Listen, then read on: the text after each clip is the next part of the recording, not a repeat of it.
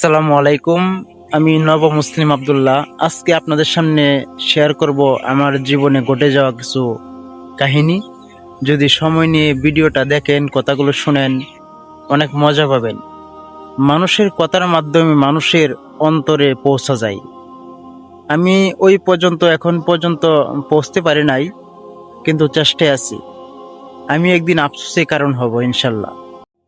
মানুষ অসংখ্য রকমের ভিডিও তৈরি করে অশ্লীলতা ছড়ায়। তো আমি এগুলো থেকে একটু আলাদা। আমার ভিডিওগুলো হচ্ছে, কথাবার্তা হচ্ছে ইসলামিক।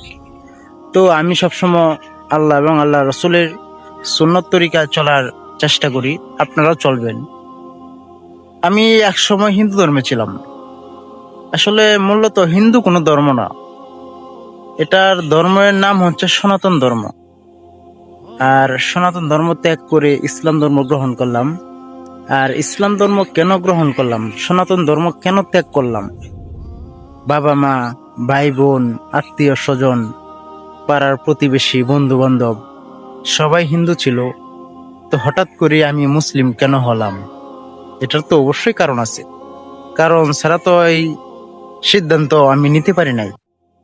বিষয়টা হচ্ছে ভাই, আমি মানুষ। আমাকে সৃষ্টি করেছেন একজন স্রষ্টা, আর তার নাম হচ্ছেন আল্লাহ। কেউ ঈশ্বর বলে ডাকেন, কেউ ভগবান বলে ডাকেন, বিভিন্ন নামে তাকে ডাকা হয়। কিন্তু আল্লাহ তাআলার ৯৯টা সিফাতি নাম আছে। ওই নামগুলাতে কোনো জায়গায় ঈশ্বর লেখা নেই, ভগবান লেখা নেই, ঠিক আছে, গড লেখা নেই। তো এখানে আল্লাহ তাআলার ৯৯টা নামের ভিতরে যে সিফাতি নামগুলো আছে, ওই নামগুলোই কিন্তু ডাকতে হবে আল্লাহকে। যেটা বলা হয়েছে সেটাই করতে হবে, উল্টা পাল্টা কোনো কিছু বলা যাবে না। আসলে ইসলাম ধর্ম হচ্ছে একমাত্র ধর্ম। এটা ছাড়া বাকি গুলা যে আমরা ধর্ম মনে করি, এগুলা কিন্তু একটা ধর্ম নয়।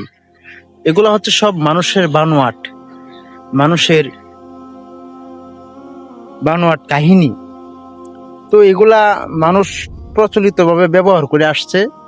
তো বাপ দাদা 14 গোষ্ঠী যেভাবে করতেছে, ঠিক তেমনি তারা ওটা করতেছে। যাচাই নাই বাছাই নাই, বাপ দাদারা যা করতেছে আমিও তাই করতেছি। তাহলে এক সময় তো বাপ দাদারা মার খেত, ভাতের মার। আমি কেন ভাত খাই, গোস্ত খাই, আমিও ভাতের মার খাই। সেটা করবে না। কেন করবে না? যুগের পরিবর্তন হয়েছে, কিন্তু ধর্মের দিক দিয়ে পরিবর্তন হয় নাই। বাপ দাদা 14 গোষ্ঠী, ঠিক আছে, যেভাবে করে আসছে সেও এইভাবে করে আসতেছে। আর এইভাবেই যুগের পর যুগ চলে যাচ্ছে, কোনো যাচাই নাই বাছাই নাই। তো আমি বলবো হিন্দু ভাইয়েরা, ইসলাম নিয়ে একটু গবেষণা করেন। আপনাকে বলবো না আপনি মুসলিম হন, ইসলামটাকে নিয়ে একটু যাচাই করেন, কোরআন পড়ুন।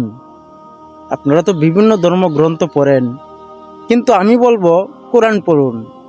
কোরআনের ভিতরে আছে, কোরআনের ভিতর লুকিয়ে আছে অজানা তথ্য, যেগুলো জানলে আপনি এমনিতেই মুসলিম হয়ে যাবেন। বিজ্ঞান আজকে কোরআনে কোনো ভুল ধরতে পারে নাই। বিজ্ঞান আজকে মাথা নত করতেছে কোরআনের কাছে। আপনিও মাথা নত করবেন ইনশাল্লাহ, আমার বিশ্বাস। সারা জীবন ভুলের পথে থাকবেন না, এটাই জীবন না।